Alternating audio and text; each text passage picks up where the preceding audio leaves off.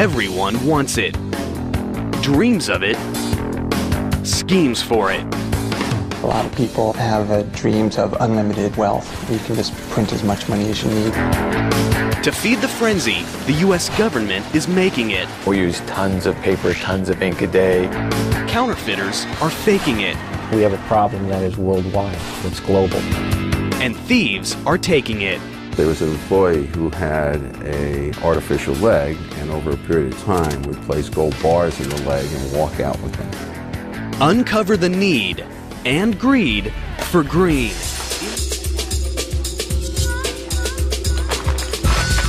Cash, a big stack of greenbacks. Nothing in the world gets the pulse racing faster. Most of us earn it the hard way, but others have shortcuts. It's a battle between those making it and those faking and taking it. And ground zero in this currency combat is the U.S. Mint and the Bureau of Engraving and Printing.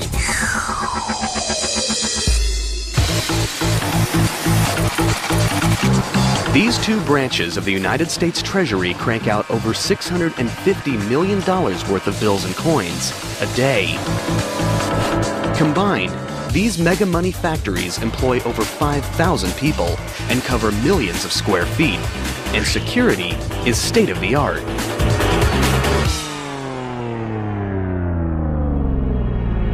But where there's money, there's trouble. And some just can't resist the temptation to get rich quick. One man dreamed up a scheme so outrageous it would go down as one of the biggest, boldest counterfeiting operations in United States history. His name, Wayne Victor Dennis. His goal, to become a multimillionaire, literally overnight. Now, he's about to reveal his secrets on camera for the first time ever. Well, counterfeiting has always been kind of a dream way in the back of my mind. I think a lot of people have dreams of unlimited wealth, where you can just print as much money as you need. 1991, Wayne Victor Dennis sets his plan in motion. The first step? It takes money to make money. So Dennis empties his savings accounts and borrows whatever he doesn't have to pull together his target budget of $50,000. Next, he contemplates what denomination to counterfeit. I chose $20 bills because hundreds get scrutinized too easy.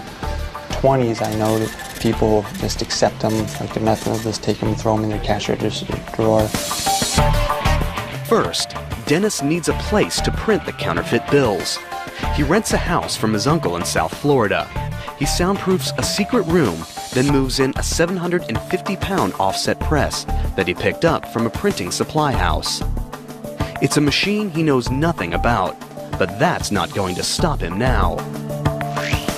What was supposed to be a 2-year vocational school, I taught myself in 2 weeks through experimentation. Dennis now begins the plate making. Using a stationary camera, he photographs 4 brand new $20 bills. It's at this stage when Dennis knows he's crossed the point of no return. Once you start photographing the money and you have negatives, then that's when you start getting nervous, because now there's evidence against you. The next step? He needs paper, but not just any paper. It has to have the distinct weight and texture of money. Unfortunately, the only paper that has no watermarks is standard typing paper. Without paper thick enough to pass as cash, Dennis's counterfeiting scheme could be shut down way before payday. But he's persistent. He comes up with an idea, a chemical solution, his own concoction that builds the paper thickness to 24 pounds, the weight of real currency. Now, what about the ink? I had to figure out some way to get that paper colored green like currency. But the color of money isn't easy. The wrong shade, glamour. Dennis is determined, though, to get it right. He takes his biggest risk yet.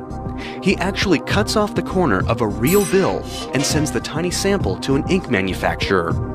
A bold move that could be his biggest mistake. And I figured Secret Service would be knocking on my door right shortly thereafter. Days go by. Dennis's mind races with fear. Will the ink or the feds arrive at his doorstep?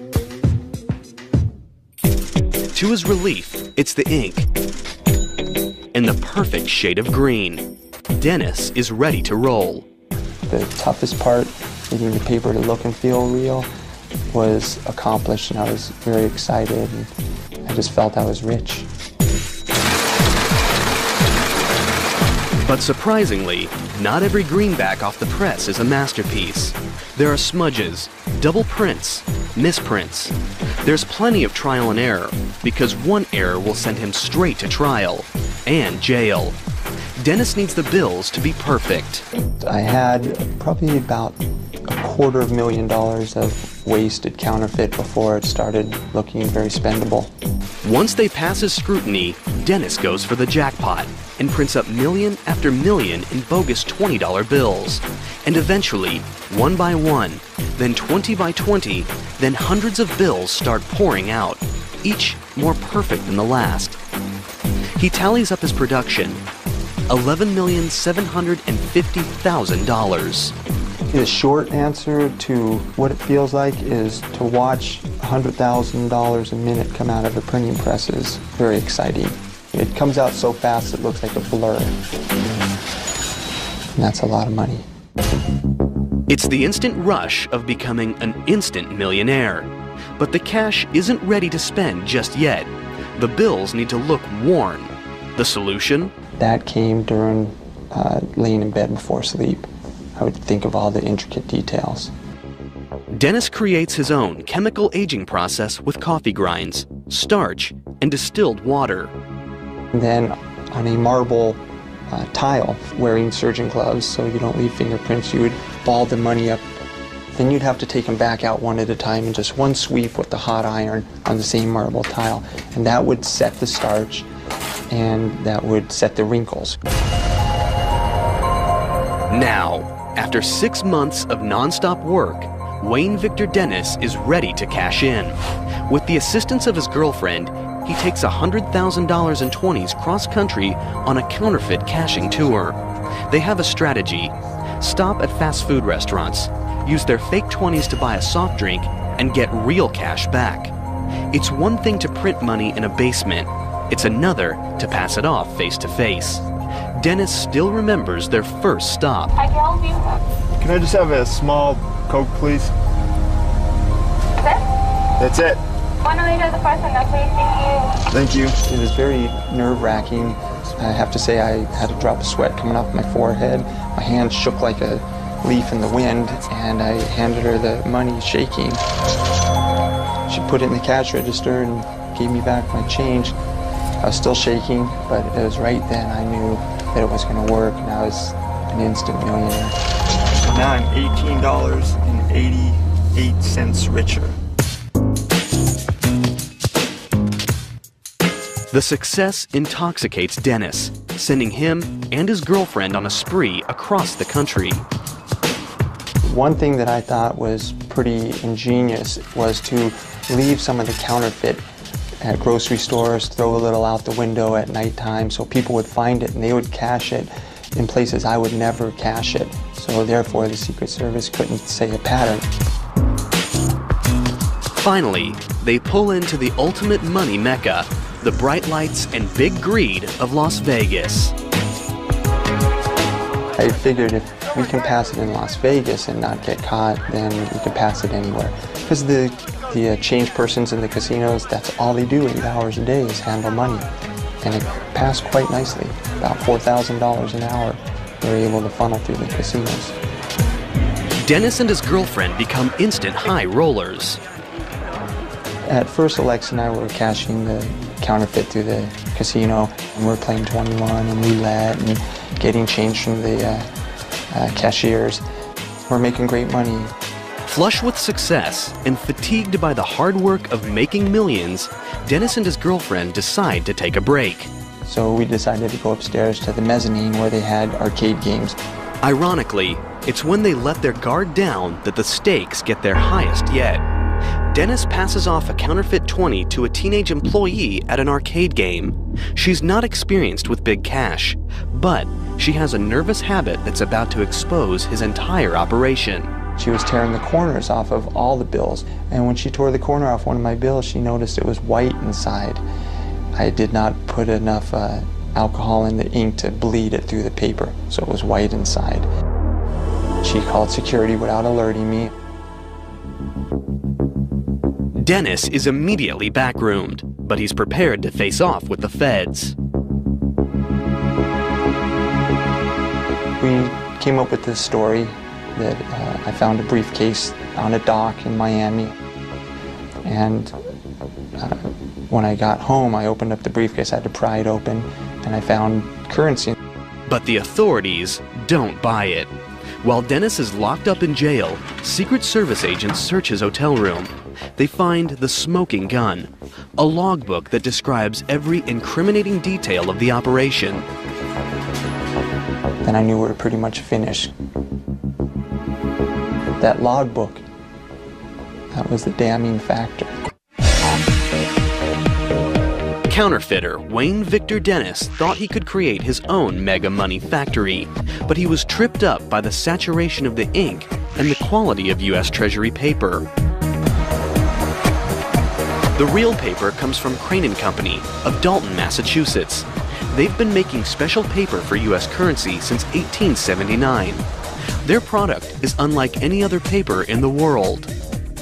U.S. currency has that feel of strength that you can snap and feel.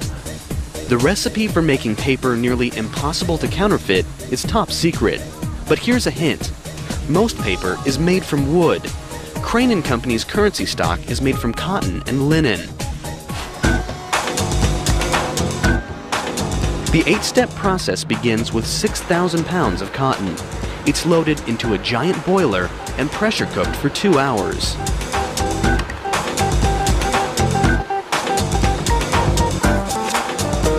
Next, this mess is dumped into a massive tub the size of a swimming pool, where it's cleaned and bleached.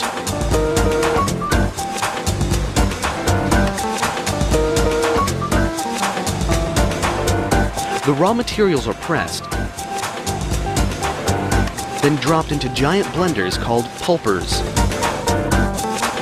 This unique process is what gives real paper money that crisp feel that's nearly impossible to duplicate. The paper makers also add some amazing high-tech secrets we're about to expose. It's all in the inside layer, the same layer that tripped up counterfeiter Wayne Victor Dennis. Paper has a front and a back, and most people don't think a lot about the middle. But it's in the middle of the paper that a lot of the technology that contributes to making paper a counterfeit deterrent resides. It's a technique first introduced in 1996, when upper denomination bills got their major makeover.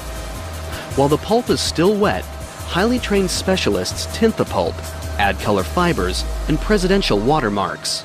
Much of the exact process is top secret, but here's a tip. The fibers are drawn to conform to a wire mesh pattern in the forming process. That image is simply a result of more and less of the very same fiber that constitutes the bulk of the banknote. Next, it's time to add the Treasury Department's ultimate secret weapon, one that no counterfeiter has yet been able to replicate. They're called security threads. Each of these threads has microscopic numbers on them, 42 thousandths of an inch tall, denoting the bill's value. Using transmitted light, the text is clearly visible, but copiers and counterfeiting machinery that use reflective light see nothing. Can printing presses like the one Wayne Dennis used match this microscopic detail? You'd have better luck replicating a Rembrandt with a paint roller. The high-tech paper's now ready for drying. Using furnace-like heat, the paper presses move with precision to squeeze out any moisture and create rolls that are 8 feet wide and weigh more than 4 tons. Since the watermarks and security threads are embedded inside the paper, each giant roll is made for just one denomination. This giant tube looks more like bulky insulation than a big bankroll. But think again. You're looking at $3.5 billion worth of $100 bills in the making. It would be very difficult to counterfeit this. He did a great job in redesigning it, the federal government did. This paper is transforming into some serious cash. It's the stage where stakes and security skyrocket. Wayne Victor Dennis made nearly $12 million of fake bills by cranking them out on a standard printing press. But the real deal? It all happens here in Washington, D.C. at the Bureau of Engraving and Printing's huge money factory. Every step along the way is designed to stop counterfeiters in their tracks. They occupy acres and acres of space, hundreds of thousands of square feet. It's a major operation. Inside, thousands of employees are involved in the money-making process, 24 hours a day, 5 days a week. And security? It's round the clock and never blinks, because working with money can be very tempting.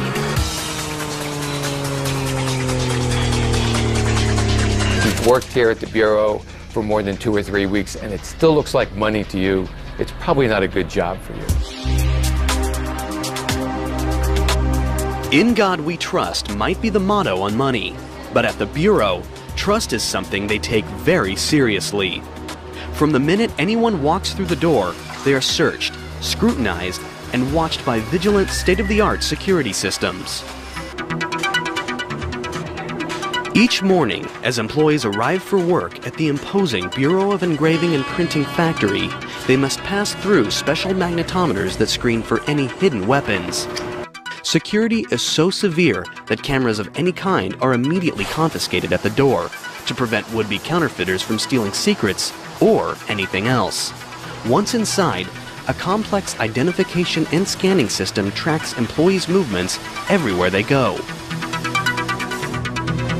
Motion detectors and alarms are placed strategically in key locations to prevent unauthorized access. The building is broken up into very specific security zones so that only those who are authorized to be in a specific zone have access to that. For extra security, many employees work behind steel cages where they are monitored by cameras. We have one of the largest closed-circuit TV systems in the world. With employees under non-stop surveillance, the Bureau now focuses on their biggest task, thwarting counterfeiters. The high-tech paper is just the beginning. There are 6 steps in engraving and printing, and each one makes the bills harder to copy. It begins with a simple piece of steel that is transformed into a remarkable engraving. It's an old-world craft that takes talent, patience, and experience. All of the Bureau's engravers go through a 10-year apprenticeship, and their final product can take hundreds of hours to complete. For counterfeiters who want to get rich quick, there are no shortcuts.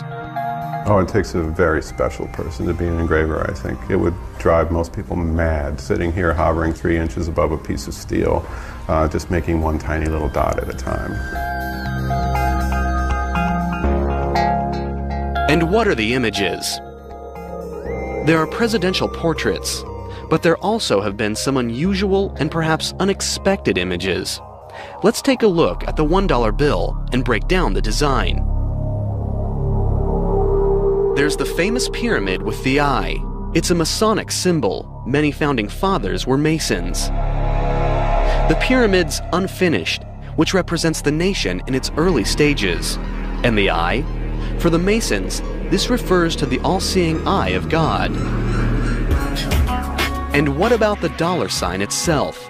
This symbol has been linked to everything from the serpent cross to the astrological symbol for the planet Mercury. And the eagle? It's said to represent Congress. In the right talon, it grasps 13 arrows, and in the left, an olive branch with 13 leaves and 13 berries. This represents the power of Congress to lead us into war or peace. One of the more recent design additions is causing enough controversy to make it to the courtroom. Back in 1955, Congress passed a law requiring the inscription, "In God We Trust," to be added to the US dollar. 50 years later, in November 2005, Michael Newdow, a Sacramento doctor, lawyer,